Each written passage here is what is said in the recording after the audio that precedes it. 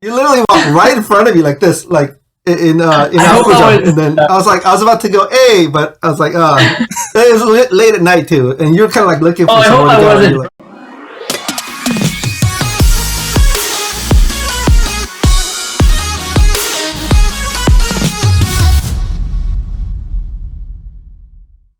What's up, everybody? Welcome to Talkback on episode 9. I'm your host, KO. We have our other host, Jay Chong, who is a legend, producer, as well as a songwriter and a composer. We also have Kairos, CEO of Decade Plus Music. And I myself, I am an audio engineer and producer as well too. This episode, Circuit Board, we're going to be going into how to set up your vocal recording chain and being able to send it out as a demo and experiment with different types of effects. So hope you guys enjoyed this one. Hey, what's up, guys? It's KO here. Today on Circuit Board, I'm going to go over how to develop your vocal template to make it efficient for recording, but also make it sound good for demo purposes. So let's get right into it. So as you can see here, we have a brand new template. There's no audio files or anything. What I'm going to do first is check what my buffer size is. And as you can see, my buffer size is at the lowest it can be. When you're recording, you want to keep it low and increase it the more processing power that you need. Obviously, the lower the better, but make sure to double check to see what your computer can handle. Now, keep in mind when using a vocal template that every session is always going to be different. Doesn't matter if you're the same vocalist, just the change of key in the song could bring out a different register of your voice. So I have about 4 tracks that I like to record on, all routed to this lead vocal aux right below here. And this is where I like to keep all my plugins. So that way all these tracks are going to be routed to this aux where the processing is going to happen.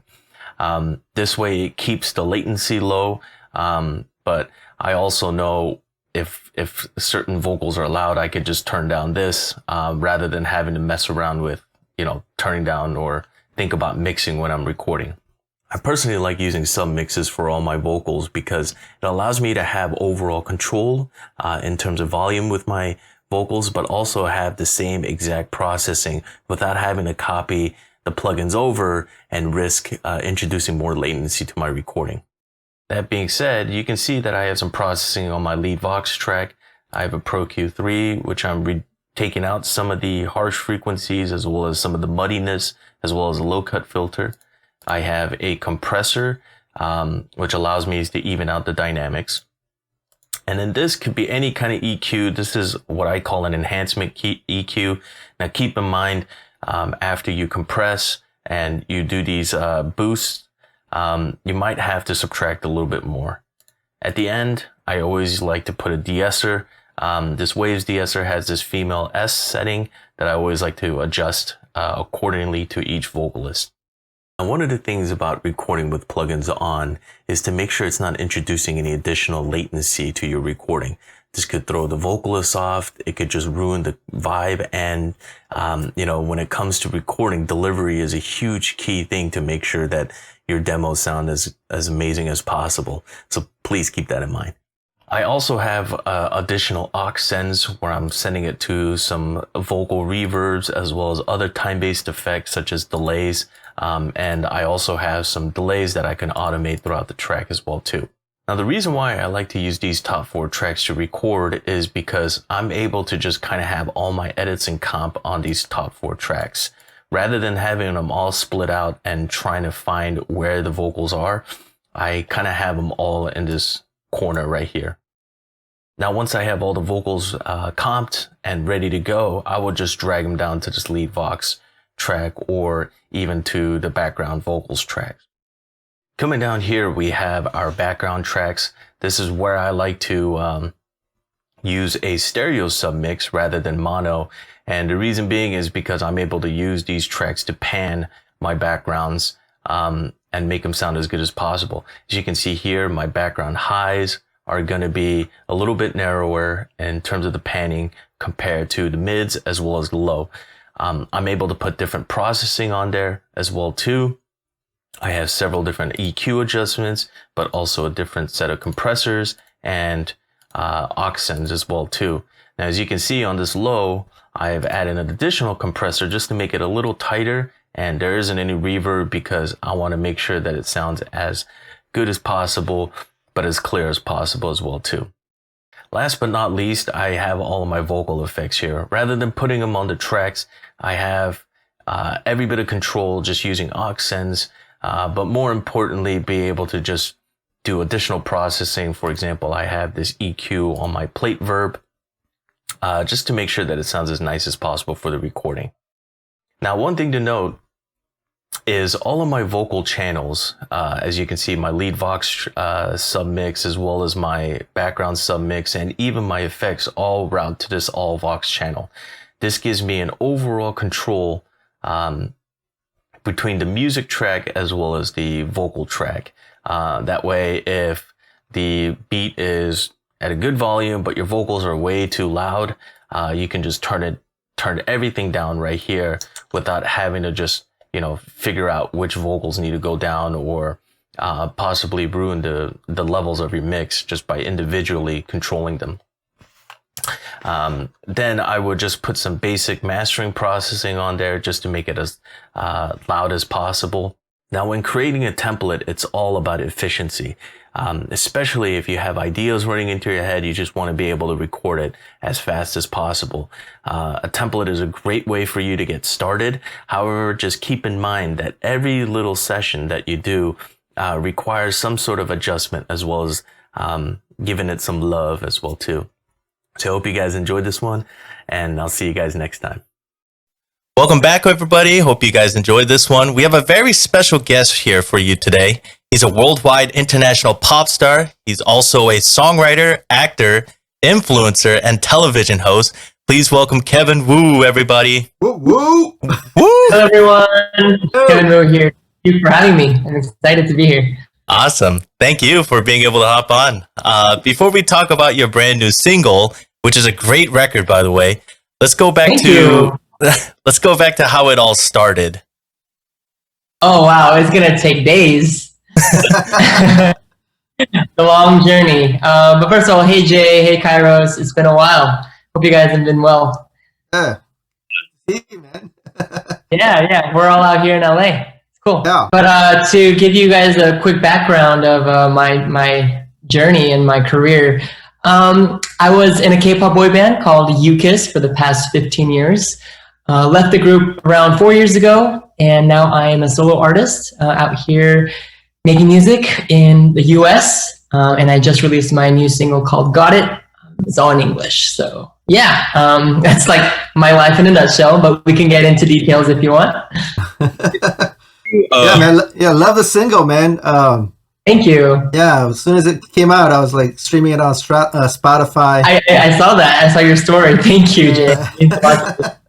It's a weird feeling that my 선배님, like, you're legendary, and it's kind of surreal to like even be friends with you, because I looked up to you, and you paved the way for just all of us, especially as Korean Americans. So it's a really surreal moment for you to be listening to my music and supporting each other. So this is really awesome. I was telling Kevin, like we finally met here in California for the first time. I actually saw him walking around my neighborhood in Korea like all the time. I'm like, hey, that's Kevin, because James talks about you all the time, right? Yeah, like, James Lee, our good friend. Yeah, James Lee. Yeah, so like I see you on his feed all the time on his Instagram and stuff, and I'm like, I think I'm gonna eventually meet this guy. Yeah, like, we have a lot of mutual friends. But you should have said hi, because there was like you literally walked right in front of me like this, like in and then I was about to go, hey, but I was like, it was late at night too, and you're kind of like looking for. I hope I wasn't drunk. No, you look lost though. You're like looking for someone. Oh, no. Yeah, you're like that makes me nervous, right? It's like, you were drinking. It's like, oh, what was I doing? I don't know if I was drinking, but Rodeo kind of makes sense. Who knows?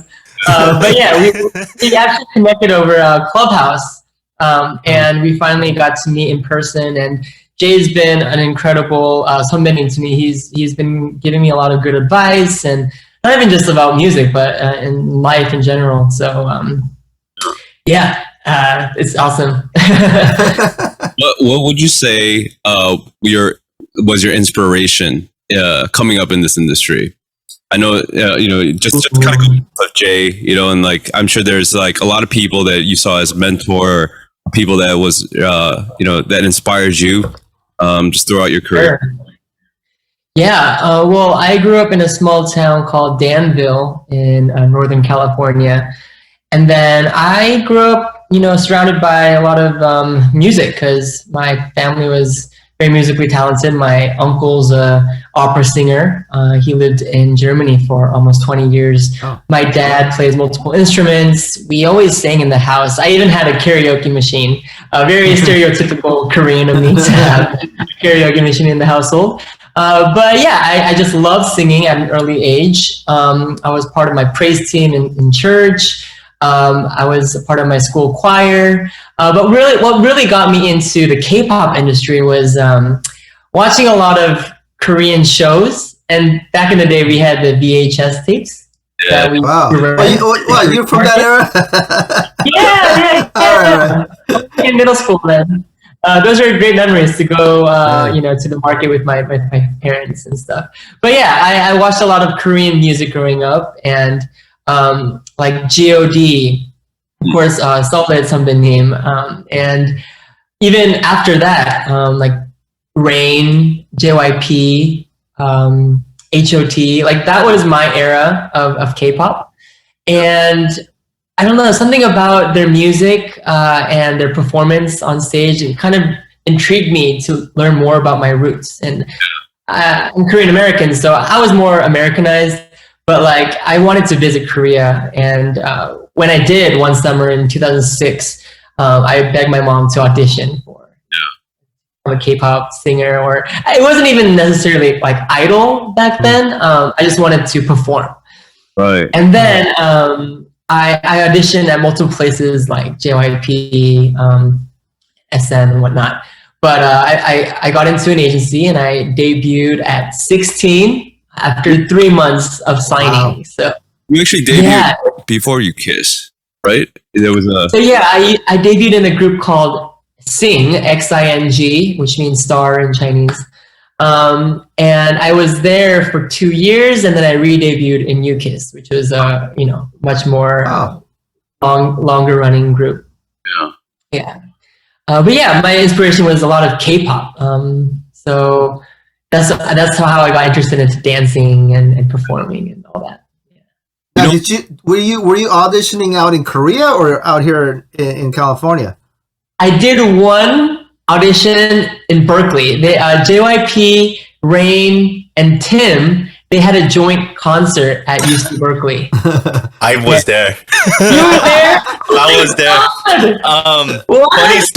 Funny story. I actually, you and I we're very close in age. But it's funny because I grew up in Fremont. Okay, yeah. So all the VHS tapes, we would always go to El Camino or Oakland.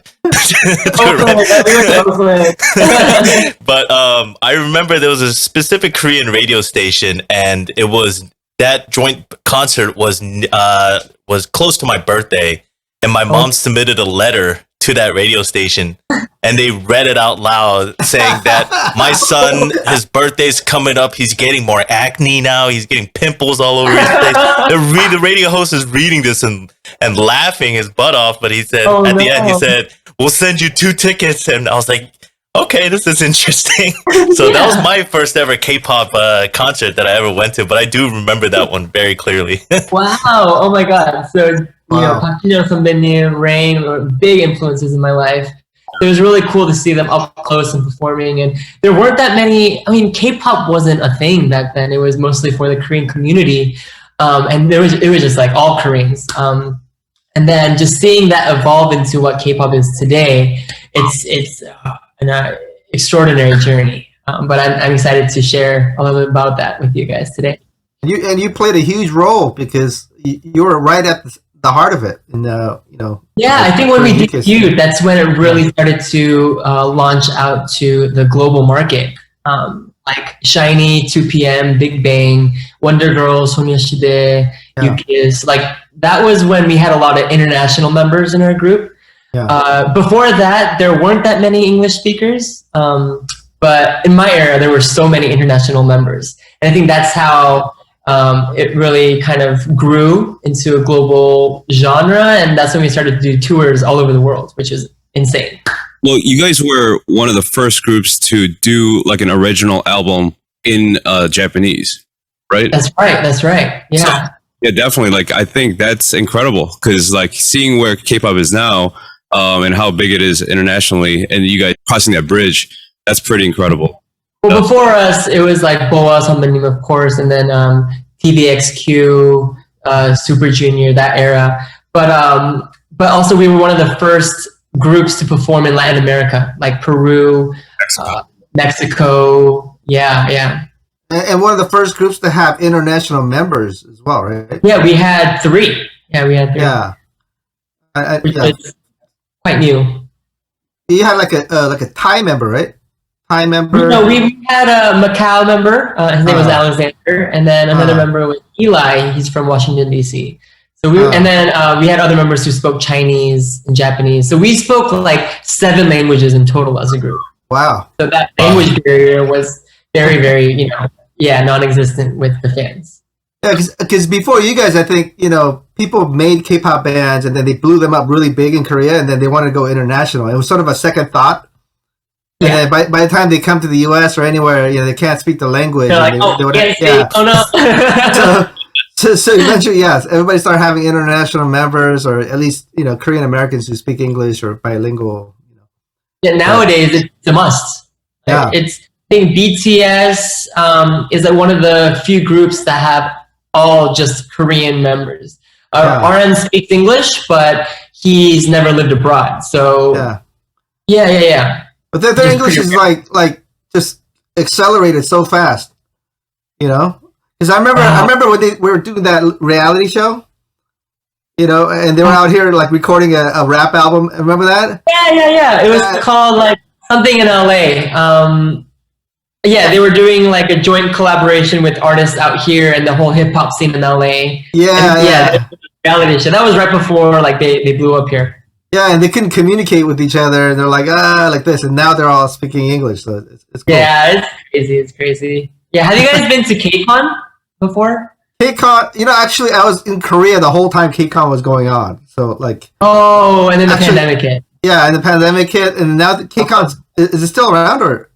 Oh, they had a virtual event, but I'm sure they're going to start up probably next year. Yeah. But yeah, KO and KAIROS, I'm sure you've been to KCON. It's fun. Yeah, it's like I was there like from I think like the second one they've ever done.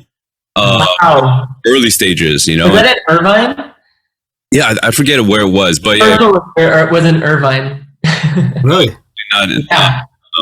But it was crazy because you just kind of saw it was like my first time seeing like fans that were outside of like even the Asian market. Like it was Asians were the minorities there. It was yeah, it's so crazy. I know you've done a few panels there, right? Talking about music and that was really cool too. Cause like, that was one of the first times too, when fans actually like interacted with like the creatives, like, would come up to me and talk about, my songs, my catalog. And, so yeah, it was a very unique experience just to kind of, have that interaction between the creative side and the artists and the fans and just have everybody all in one place and stuff like that. That was pretty cool.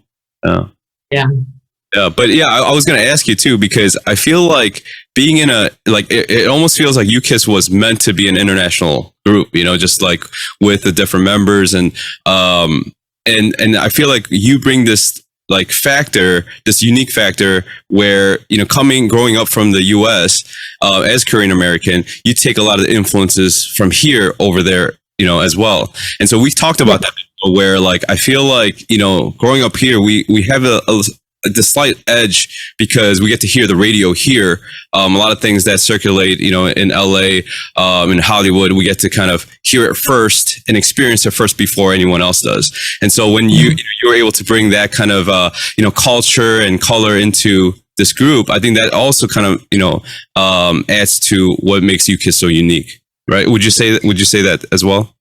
Oh yeah, definitely. I think just me growing up in the States and being more familiar with the American culture and how the entertainment works out here, and then bringing that essence to the K-pop group, I definitely made it more versatile and diverse within the group members. And I think that resonated with a lot of fans abroad. And now it's kind of like the opposite. I'm bringing the K-pop factor into my music out here, which I'm we started to do this year.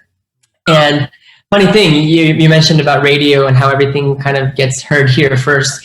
But my single "Got It" was played on KISS FM. Yeah, I saw that. That was awesome. It was super cool, and they're very, very interested in K-pop, and they're more, open to playing K-pop music, and not just K-pop music, just like international music on the radio. And I think that's a huge step forward for just the music industry. Yeah. Because we take radio for granted, right? Living here in LA. And I think when you go back to the time where, even before internet, whatever, like the only way people heard music in Korea was the military radio, right? the English, like the pop. They play like pop songs, like maybe 1 hour a day or something like that. And then people would like tune in and try to like hear the latest songs. And then it's like one of those like top 10 like kind of thing. And they don't go very deep into music, but like living in LA, like everywhere you turn, you have different genres, playing in different stations, and we take that for granted. But that's actually like kind of embedded into our DNA, right? Ever since we were kids. And just pop culture is so prevalent here, like whether it's movies or like just entertainment in general. So like the kind of content that we were exposed to as kids, really affect how we kind of create now, right? So exactly. Yeah. So let's talk about "Got It." How did that come about? Yeah, I started working with my producer. His name is Shintaro, and he's out here in LA. He's produced with artists like Ariana Grande and The Weeknd. His latest single with Ariana Grande was "Off the Table," and yeah, it was a cool kind of collaboration because I was still in Korea a few months ago, and I wanted to work on more international music with American producers. And a mutual friend brought us together, and we're working on this song over Zoom. And I don't know if you've worked with other producers over Zoom, but it's kind of tricky at first, setting it all up and sharing each other's screens and audio. But I mean, it was a great learning process for me. But yeah, we started to share ideas over Zoom, and then I came out to LA, and I told him that I wanted an R&B, pop, retro vibe, and then I top lined it with my lyrics, and I kind of brought in the K-pop essence to the song. Yeah. So if you hear it, it's very familiar because it's like it's very pop and R&B, but then the chorus and some of the harmonies are very K-pop, and then I added a dance choreo to it. And if you check out the music video, there's a lot of dance involved. So the whole package. Yeah. Very cool, man. Process. Yeah. Because my biggest influence, my biggest inspiration comes from R&B music. I grew up listening to Usher and Chris Brown, and these days a lot of The Weeknd. So yeah, I think you could hear some of those factors in the song as well too. Yeah. It's definitely got a summer vibe. So yeah. Like a summer anthem. Very good for driving too. For sure. In the music video too, I'm driving a vintage Camaro convertible down the PCH in Malibu, and it's really, really pretty. But there's a contrast. The music is very upbeat and has summer vibes, but the lyrics, if you listen to it carefully, it's kind of sad and dark. It's about toxic relationships, and it's my first time releasing something that I've personally worked on. I did work on other tracks with my members, and I participated, but this is the first song that I've fully written with a producer. So, yeah, you guys, the fans got to hear a little glimpse of my personal life and my stories. It's dope. So the whole process was like Zoom then, or like just remote. Yeah. Yeah, just recording ideas on my phone, and then eventually during the pandemic, because I had so much time at home, I ended up buying speakers and then a mic, like a condenser mic, and then headphones, like the whole thing. And then all of my programs, like I use Logic Pro, and then I had to purchase all the effects and all that good stuff. Yeah. So it took a while for me to learn, and a lot of it was learned from YouTube. We all start that way, and then our rooms look like KO's room. Like Dude, over the course of a few months, I had to upgrade some of my equipment because I wanted something better and I wanted to top it. But because at first I was never stops. I'll just get something that does the job. As long as it records my voice, who cares, right? And then at first I got the Audio-Technica USB mic, and then because I thought it was decent, I was just writing my ideas. And then I was listening to it, and I was like, I wish I want more depth into it. And so like a month later, I bought the Audio-Technica, like the mid-level one. But now I want anointment. It's a never-ending, process, right? It'll end up like KO's room someday for sure. Yeah. That's my dream goal right there. It's a rabbit hole for sure, man. And Jay's studio in the back. This is my fantasy studio. That's your end goal. Oh man. So when you were doing K-pop in Korea with UKISS and all that stuff, ever since you're 16, were you always dreaming of doing something in the US one day, or is it just something you thought of recently? No. I mean, of course, because it's this is my roots. Like growing up in America, I've dreamed of performing on like the VMAs and the Grammys, and it was definitely always the world stage that I dreamt of doing. But then, I never expected K-pop to blow up this quickly. I knew it was going to happen eventually. I definitely had faith in it, but didn't know it would come a reality so quickly. But nowadays, it's not even a dream anymore. Like performing at the Grammys, like BTS did it. Now, like every award show, they have at least one K-pop performer or nominee. Yeah. I mean, because I remember, everybody sort of, I'm talking pre-Gangnam Style, right? Pre-Gangnam Style.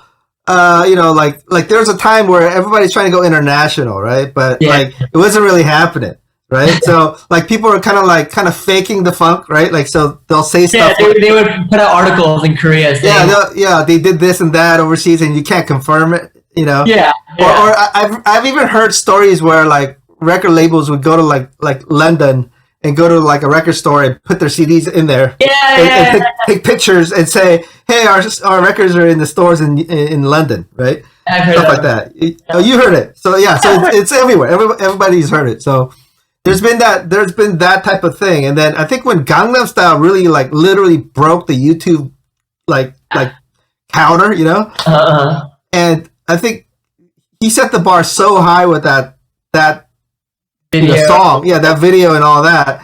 Like, the only thing left was the Grammys, right? Like Hot 100 and all that stuff. And now, like, we're actually hitting those milestones, and it's crazy. It's crazy, yeah. What was I gonna say? I think it was. I'm glad it happened naturally. I think that was the only way it was going to happen, because when you force something into a foreign market, it's like they need time to get familiar with it. Yeah. But Gangnam Style was definitely a viral video that happened naturally. Also, BTS. I think yes, they're very talented and their music was top notch. But I think the fandom really took over social media when social media started to blow up. Mm-hmm. And no one was able to ignore the fact that these guys were the most popular guys on the planet. Yeah. Yeah. And I really liked the fact that they came here not really assimilating, but actually just doing their own thing. Yeah. You know what I mean? Which is cool. In fact, like the first single was in Korean, right? And it was playing on the radio. So like even Gangnam Style was playing in Korean, and which is kind of cool, right? So like because like before that, I've seen so many different phases of like this whole international thing, right? From even from the get go, and Of course, yeah. and what happens a lot of times they'll get like A-list stars from Asia, whether it's Japan, whatever, and then bring them over here, and then they'll like have like the A-list producer produce them, and then they end up sounding like everybody else, right? So. Yeah. And they just get lost in the shuffle. And like I really liked how like the Latin people did it here in the late '90s, where they brought their own music here. Yeah. It wasn't produced by Timbaland or Pharrell. It was produced by like their own like producers out in the Latin market, and they brought that sound here, right? And we've always championed that type of thing, and now we actually have a K-pop blueprint where like. We have something that we offer, right? And now we can hear it in your single as well, which is really cool. Thank you. Yeah, I think it just takes more artists like me and more producers like you guys to really push forward. And yeah, I think it's a matter of time where it'll become not just categorized as K-pop, but just good music, pop in general. Yeah, because I remember back in like 2013 when I was meeting with labels and stuff, and my thing was always like, hey, I'm not trying to create the next Michael Jackson. Like I just want an Asian person to be like just one of the players here. Like if it's the NBA, we're bench warmers, fine, right? Like as long as we're on the team and we're playing in the league, right? Like can we get some players in here, right? And when you fast forward like 20 years, now we actually have somebody like Michael Jackson, that caliber, like hitting the market in the U.S., which is insane, right? And also the fact that now iTunes and Spotify is recognizing K-pop as a genre, right? Which is very cool. So like I think we're definitely gonna like push the envelope and keep it moving, man. I think that's why I'm here. It's gonna here to stay. Yeah. It's on Target. Remember, you guys said that Target they had like the whole shelf dedicated towards BTS. We don't have to fake it. We don't have to put our CDs in shelves. Oh yeah, we don't have to anymore. Yeah, man. I was just at Target the other day, and like K-pop is at the very front booth, like the biggest booth. Like as soon as you go to the CD section, the very first thing you see is this K-pop section. I'll you see, on the street and check it out for myself. Right, and then right next to it is a toy section where you go, and they have like the entire BTS action figures, or dolls, like. I don't think still have those, but that thing was there like forever, like insane. Yeah. So what what is your sort of like impression of like being an artist here in the U.S. now that you're out there like doing your thing? Like is it like what you imagined, or? I mean, for me, it feels less nerve-wracking to go on shows and interviews out here, probably because I'm more familiar with the whole, I guess, system and culture out here. Whereas I felt like as a Korean American in Korea, everything was a bit structured, and there's a lot of pressure. Whereas here, everyone kind of gravitates towards like just natural, just chill vibes, kind of like this podcast. Yeah. But no, I don't feel any like cultural barrier. I know I've been gone for almost 15 years of my life, but coming back here and doing the same thing I did in K-pop, but out here, it's just been lots of fun. And being in LA, I love it because I get to collaborate with so many talented creators, whether it's music or video or just every aspect, even fashion and photography. There's just so much talent out here, not only just in LA, but just America in general. So I'm glad that I could explore kind of like my horizons and expand it so that I could just be a more overall diverse artist. Yeah. Awesome. Is there somebody that you want to collaborate with in the future, like either a producer, an artist, etc.? Oh yeah. So When I was recording Got It with Shintaro, the producer, we recorded it at Tommy Brown's studio because Shintaro works with Tommy, and I would definitely want to work on something with Tommy Brown. That'd be awesome. Yeah. Now, compared to your experiences in a group setting, what do you think is the biggest difference versus now where you're a solo artist? There's pros and cons for sure. I think when I'm on the road and when I'm practicing, it does get lonely, and it's good to have like brotherhood and just rely on people, rely on members, and just kind of have that balance where if I contribute something, someone else is doing something else, where it just becomes like a team effort. Whereas now, like all the eyes and spotlights on me, so I really have to, step up my game and always be prepared for everything at every angle, whether it's performing on stage or interviews or just live shows. It's a lot of pressure, but it's been a few years since I've made my departure, and I've grown to get used to it. Now it's not too nerve-wracking. I'm enjoying every process, every step of the way, but yeah, I do miss kind of like that chaotic, having people to talk to, interact with when I'm traveling. But as a solo artist, I do like it because I kind of get to do things at my own pace. And when I was in the group, I really didn't have any time and freedom to do it, like everything that I wanted to do. So it's scary, but I love being in control. That's awesome. Yeah. So one thing that I wanted to bring up is NFTs. Now, this is a big talk lately, especially on Clubhouse, as well as just even something that the music industry has a huge interest in. Share us your experiences with it, and I guess your motives behind your NFT collections. And so I recently dropped my first NFTs with my single "Got It." And I'm working with a company called Collection, KLKTN. And it was a first of its kind because I was the first solo artist in K-pop to release my own NFTs.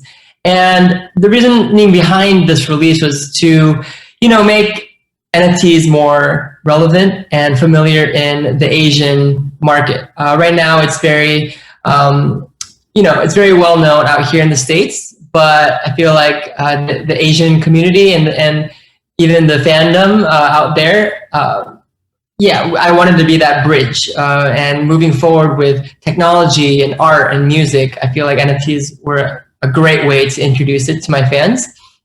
And so the NFTs that I've dropped are digital artwork. There are 3 different artworks that are related to my music video, and you can see the hints and the correlation if you see the music video. And basically, for people who don't know what NFTs are, it's basically a type of cryptocurrency in the form of art, whether it's like a painting, like an art, but in a digital form, or music, or it could be audio, video moments. I know the NBA Top Shots are really big with like the trading cards, and they have like a very epic moment that the fans could own uniquely. And so I have a similar thing called moments as well too. So I've combined and compiled a lot of different special moments that go on behind the scenes, something that the fans don't really get to see on social media or normal, daily basis. I wanted to share my life and my journey with them through Collection and my NFTs. So that's the one thing that sets my NFTs apart from all the other NFTs. And I think it's a great step forward to get the fans engaged with the artist. Very cool. Yeah. I think that's one thing that made K-pop so interesting, is that even beforehand, collecting CDs was a huge thing, right? Exactly. Kairos has talked about like even collecting Girls' Generation CD. Back in the day, you needed all cards in order to join, like all members' cards in order to join a fan club. So or something like that, or get into an event or like something like that. Yeah. Yeah. Just to clear, like I didn't collect Girls' Generation cards. It's okay. It's okay. It's okay. Like all 9, you know. But I mean, it's a very. It just made it like I was collecting Girls' Generation cards. You know, yeah. By the way, they're great. No shame. No shame. But like just like KO said, yeah, I think it's really a cool thing. Like I feel like K-pop has already like started that way back in the day, you know, with a lot of these different collectible things. And I remember I was in a studio with will.i.am, and at the time, like his team was like freaking out because they were like saying, "You got to get in on this and try to do it on the next album."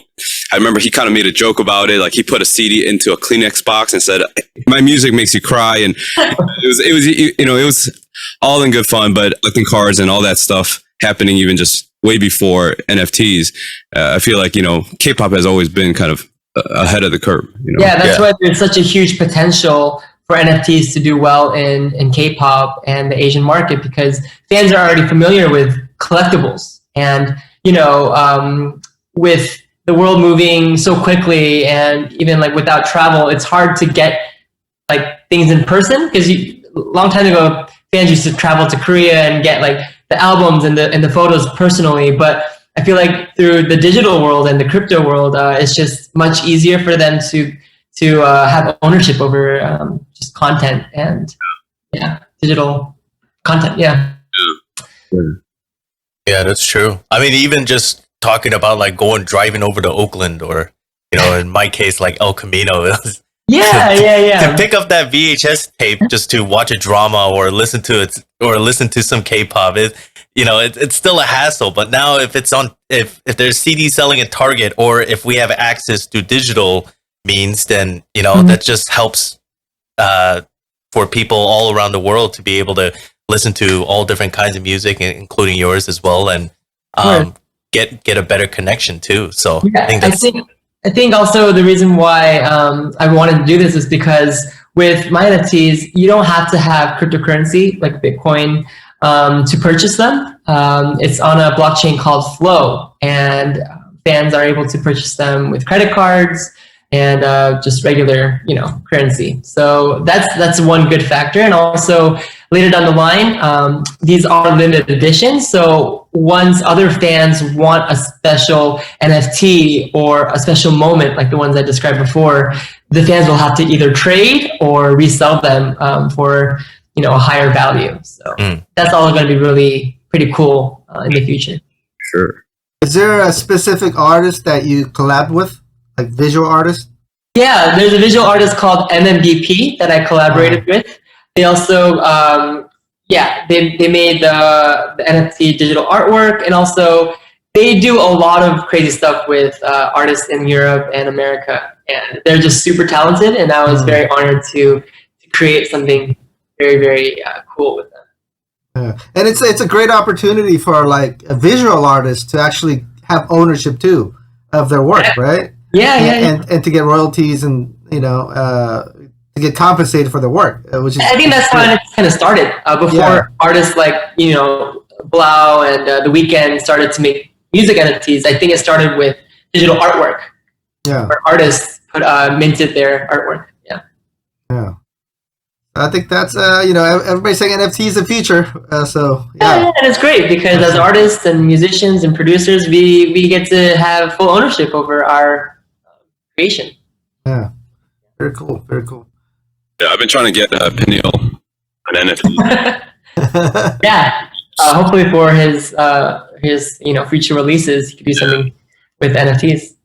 Yeah, we're gonna definitely do something with NFTs. But yeah, it's so cool. I think it has to be like that, right? Because I feel like as the world's changing, we have to constantly figure out new ways, and what better way to do it through just creatives in just general. Like I feel like there's just a lot of opportunities, there. So. It's just so hard to introduce them to like my audience because a lot of them aren't really familiar with the tech world and crypto world. So it was quite a process to explain to them what they actually were. We made it so that we made a comparison that kind of saying like, how you collect albums or signed posters. Imagine that, but you could do it digitally.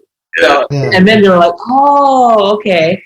And then we also put benefits and perks packaged with NFT. So if you buy some some tier of the NFT, you get to have like a mini car date with me, like a virtual car date, or like a photo opportunity with me over Zoom, or something like that, so that they get intrigued. Yeah, I mean, I could tell like just how much your fans mean to you, you know, and I just know that the fandom in K-pop and just the people that support, you know, artists around the world are like the reason why we're able to do this, you know, and we're able to constantly. Exactly. And I know some people might, you know, perceive it as like, oh, it's a cash grab.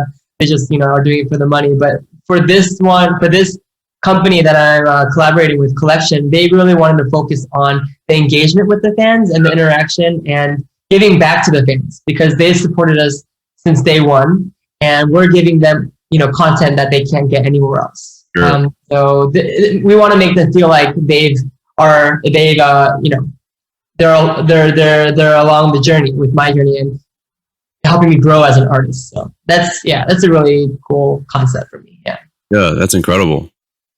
COVID has made us adjust and learn to work in so many different ways. How do you think it's impacted you so far? I know you shared a little bit about your process when you wrote Got It, but anything else that has made you kind of adjust or? For sure. Of course, starting with live concerts. I've been doing many virtual online concerts with my fans.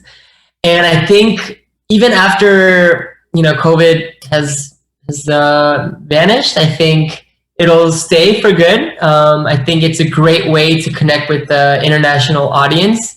And even for people who can't attend in person, I think it's a great way for them to share the experience. And for me, I've been doing so many different kinds of virtual concerts, from concerts in my bedroom, literally like just in my room singing into a mic, and also on stages with multiple artists, music festivals that are online now. And I think, it's a great way to connect with the fans, for sure. Right. Yeah. Speaking of virtual concerts, is that why you want a Neumann now? I know, yes, for sure. That was one of the reasons why. But recently I did a in-person concert in Texas, and that was an amazing experience because, you know, virtual concerts are fun and all, but nothing really beats the real deal. And just feeling that energy and, you know, reciprocating the energy back to them, it was a very special moment for me, and I can't wait to do more in-person concerts, but I think virtual concerts will stick around for sure. Awesome. Cool. So as a from an artist standpoint, what kind of advice would you give to a producer or a songwriter that are also kind of adjusting, you know, in these times, just with, you know, different things, different ways to write together and different ways to collaborate?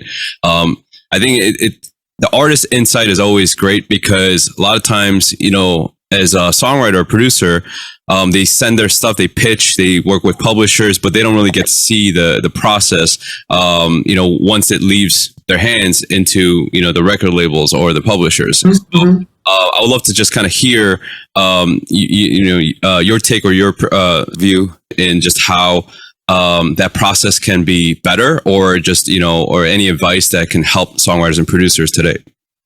Yeah. I mean, with social media and all, I think that's the best way to, you know, put your music out there, and utilizing that global, you know, audience. I think SoundCloud for sure is a great way to introduce yourself to the music industry and the community out there. Because I listen to a lot of beats and tracks on SoundCloud, and I have reached out to them, like, you know, personally, like even through Instagram DMs, and most of the time they respond because, you know, the verification on my Instagram handle definitely helps because they actually get to see it on top. But that's how I connected with a lot of producers. So definitely putting your music out there on social media helps, and also just reaching out, vice versa, the songwriters reaching out to artists, because sometimes we do look at our messages and stuff, and even Twitter, if it becomes like a thing, I could probably see it on my feed. But yeah, I think reaching out directly is always the best way. Very cool. Yeah. That's awesome. Make sure you had the check mark though. If you But also for me, when I have a song that I really like, I look up the producers and the writers and the composers for that song so that I could keep in mind if I ever do meet them or if I want to reach out to them, I know their names. Right. Something that does happen with artists. So, yeah. I'm seeing a lot more artists do that now. I know a few artists that are here in LA right now from Asia, and they're very resourceful because, like, you know, they just feel like A&Rs are really not doing their job. So they're like, okay, I'm going to find these producers myself. So they fly out here. And, you know, within a few weeks, they got like a whole roster of producers and they're getting beats and, you know, they have a whole record made in like a month. And, you know, there's a lot, like you said, there's a lot of creative producers out here in the States, especially in LA, you know, and everybody's like just hungry. So like if you're an artist, you know, looking for songs, this is the place to be, man. Exactly. Yeah. And vice versa. I think there's so many talented artists out here in LA. And yeah, I wish there was an app that could connect artists with songwriters. Maybe someone's already working on it, but that'd be cool. Yeah. I think like Clubhouse has kind of been a cool thing, you know. Oh, Clubhouse, yeah. It's kind of died down a little bit, at least for me. Like I haven't been on it as much, but it was kind of a cool concept where people can tune into different conversations and even share music, you know, in real time. Oh, yeah, that was cool. How there was rooms where they would just play music like just nonstop, and people would reach out to them because they have a new DM function on Clubhouse. Yeah. Pretty cool. Clubhouse is definitely a good resource. You know, I was watching a video on YouTube today. This producer, like, you know what Fiverr is, right? Fiverr is where you like basically individuals out there. They basically you pay them to do creative work for you, and they could just kind of price themselves, and you pay them whatever they ask. And it's relatively cheap. So this guy went on Fiverr and looked for rappers to rap on his beat, and then so he paid like about $1,000 worth of like rappers to participate. So there's about 6 rappers that were on his beat, and at the end of the video, it's hilarious because he listens to all of them and he critiques them all, and then at the end, he's like, like none of these are salvageable. He's just like, wow. End of story, and that's the end of the video. And there's like a couple those videos. I was watching that today, but you know, as producers, we're constantly looking for artists as well, right? And it's like you're right. Like I think it'd be nice to have a platform where artists connect with producers and actually could work together. Yeah. For now, it's more like, you know, mutual friends and connections within my network. That, you know, things starts to happen. But yeah, I would love to reach out to more artists. And yeah, I mean, now that I'm in LA, I would love to work with you guys. Yeah. Always. Yeah. I might actually cut this out, but I'm just going to kind of share with you guys. So I am actually working on an app, you know, with a company on just the creatives connecting, not only with that, but just how publishing works in between so that more creatives can have more control over their copyrights. And, you know, especially when it comes to the royalty statements and how that works internationally in different organizations. And, you know, I think there's a lot of things that we need to take more in control than, you know, someone just telling you, hey, you received this and that's how it is. A lot of times we don't see the options because we don't know the options, you know, and so I think it's important that we do create these avenues and different platforms where, you know, we don't only just collaborate, but it leads to, you know, bigger things and bigger options. So definitely, like, I'll kind of talk more about that, you know, and especially offline, and when we do make it official, we'll announce it. But very interesting. Yeah, I think a lot of the creatives today, not enough people are aware of how music is being monetized. They're receiving their checks, and so that is one of the issues, especially with artists that are independent artists that are going out there. There's a lot of things that we can uncover, I think, even for artists, because we're working with an artist right now. We can't announce it yet, but it's a really good time for us to understand the other side of it too, especially because, I think you're such a great example of that. As a solo artist and just having great music and, understanding how you're navigating this world, in this music world, it's really important, where that is leading to, with that purpose in mind. So really cool, and I'll definitely talk to you more about that, That's great information. I remember hitting up Jay because the song "Got It" was released independently, and I had like no information about how to publish it and distribute it. So it's definitely something that artists and creators and producers all should know and take ownership of, because if not, like your music and your content is just kind of getting leaked and you don't really get monetized over it. Yeah. So it's very, very important. Absolutely. Yeah. Just even seeing a lot of the royalty statements, because I get a lot of phone calls and emails about just their royalty statements because it doesn't look right or it doesn't feel like something is off. And in most cases, it is. It's there's a lot of flaws there, and there's a lot of disconnect when it comes to just how that reflects their success, right? And that's a problem. And a big part of that is also the cultural gap. And we talked about that a little bit in our episodes too, but just even when you work with different territories or different countries and, with different culture expectations, like you are going to run into that wall, and those gaps. And so, and every organization has a completely different system, from the next one. And so it's really important to know, how to navigate that system, and really start making money. Because I think it's unfortunate, because I think in our industry, so many people are experiencing a lot of disappointment, and that music, is really not leading to anything besides just being creative, and it's so unfortunate when I see that, because of course, it's not easy to be successful financially, side, but it's also because I think so much of that information is kept away from them, because everyone else, like the record labels and the bigger publishers, they all bank, they're making tons of money on all the creatives, and us as creatives, we got to be more vocal about these things. And so I really appreciate the fact that you talked about that a little bit, and and so that we are more aware of it. Exactly. Great point. Thanks, Kevin, for being able to share so many things with us. Is there anything that you want to share for a future release or anything that you're working on? First of all, thank you so much for having me today on your podcast. I'm glad I was able to share a lot of my insight and knowledge. Lastly, I would like to plug in my virtual concerts that I'm holding every month. It's on a platform called Sessions, and I do have a fan community called Clover with a K, Kevin Lovers. That's my fan club name. And join that fan community. You can see all the behind the scenes footage, just so many different benefits, like access to my artist store for merch.